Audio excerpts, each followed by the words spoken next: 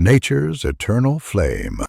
In Azerbaijan, the land of fire, nature reveals one of its strangest wonders.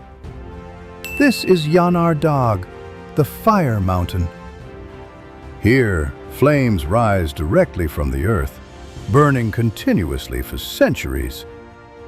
No wood, no fuel, just natural gas escaping through the rock, igniting on contact with air.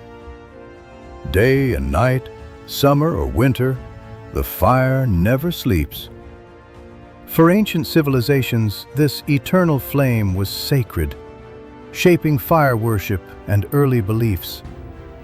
Today, Yanar Dagh stands as a rare meeting point of science, history, and myth.